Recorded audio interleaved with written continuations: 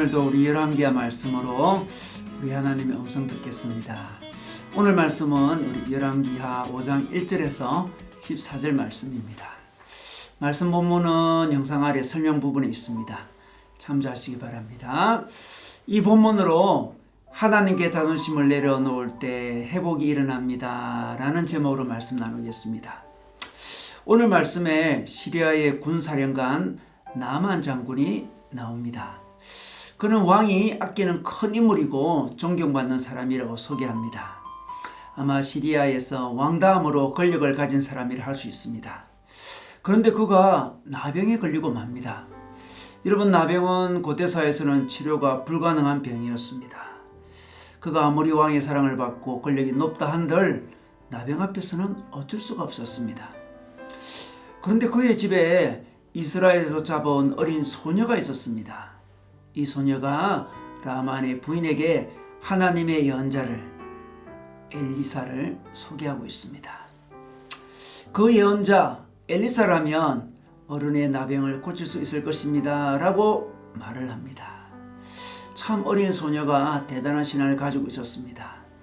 포로로 잡혀온 종의 주제에 군대 장관 병에 대해서 이렇게 담대하게 이야기하고 있는 것이죠. 네, 포로로 잡혀온 노예 주제에 군사령관의 병을 고칠 수 있는 방안을 이렇게 담대하게 소개하고 있는 것입니다. 아마 그 어린 소녀는 평소에 믿을 만한 노예였을 것입니다.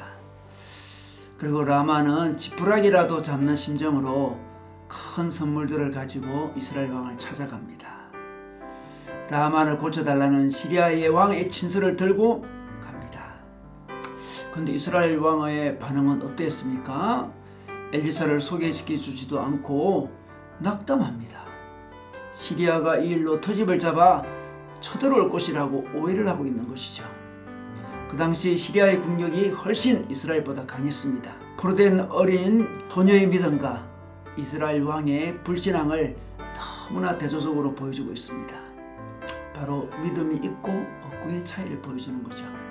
위치가 높고 낮음이 아닌 믿음이 있고 없고에 따라 이렇게 삶의 모습이 다른 것입니다. 낙담하고 있는 왕에게 엘리사는 사람을 보내어서 라만을 자기에게 오도록 합니다. 라만은 엘리사가 궁정으로 자기를 찾아와서 병을 고쳐주어야 한다고 생각했습니다. 그러나 자존심을 내려놓고 엘리사 집으로 찾아갑니다. 그런데 엘리사 집에 도착하자 엘리사가 직접 나와보지도 않고 사안을 내보냅니다.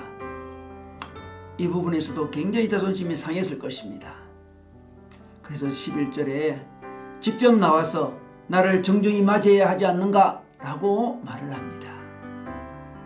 그리고 사안을 통해 치료법을 알려주는데 그것은 요단강에 가서 몸을 7번 씻으면 낫는다는 것입니다.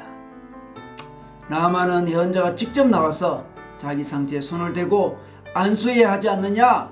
라면서 화를 냅니다. 어린 소녀의 말을 듣고 이 작은 나라 이스라엘 찾아온 것도 자존심을 내려놓는 일이었고 엘리사의 집으로 직접 찾아가는 것도 자존심이 상하는 일이었습니다. 엘리사가 직접 나오지 않고 사안이 대신 나와서 맞이하는 것도 그래도 참을 수 있었습니다. 그런데 요단강에 가서 몸을 7번 씻으라는 그 말에 나만의 자존심은 한계에 도달했습니다. 사실 자기 나라에 유명한 강이 많습니다. 그 강에 가서 씻으면 된다고 말하면서 되도록 하려고 합니다. 이때 그의 부하가 장군에게 나와서 말립니다. 장군님, 몸만 나을 수 있다며 그런 것 좀 못할 까닭이 어디 있습니까? 자존심만 내려놓으면 됩니다. 이렇게 이야기합니다. 그래야 나만은 요단강에 가서 7번 몸을 씻습니다. 그러자 그의 살결이 어린 아이 살결처럼 새살이 돌아와 깨끗하게 나았다고 하고 있습니다. 그가 자존심을 완전히 내려놓을 때 회복을 경험한 것입니다. 이 자존심을 내려놓는 것은 단지 인간에게 자존심을 낮추는 것이 아닙니다. 바로 하나님 앞에 자신의 자존심을 내려놓는 것입니다. 신앙은 하나님 앞에 자기의 자존심을 완전히 내려놓은 것입니다. 하나님은 완전히 자존심을 내려놓을 때까지 기다리십니다. 그런데 왜 하나님은 요단강에서 몸을 씻으라고 했을까요? 이스라엘이 가나안으로 들어올 때 요단강을 건넜습니다. 요단강을 건널 때 언약궤를 맨 제사장들이 요단강에 들어서자 요단강물이 끊어져서 마른 땅같이 되어 가나안 땅으로 들어오게 되었습니다. 백성들은 언약을 앞세울 때, 하나님을 앞세울 때 요단강을 건너가게 된 은혜를 경험하고 있었던 것입니다. 자신의 힘으로 건너온 것이 아니었습니다. 요단강은 믿음으로 건너온 강입니다. 여러분, 세례요한도 요단강에서 세례를 베풀었습니다.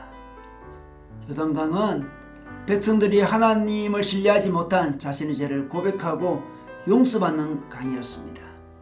이제 하나님만 믿겠다고 고백하는 강이었습니다. 이제 이전의 자존심으로 살던 자기는 죽고 하나님을 의지하는 새로운 사람으로 태어나는 곳이 바로 요단강이요, 요단강 세례였습니다. 요단강은 믿음의 강이었습니다.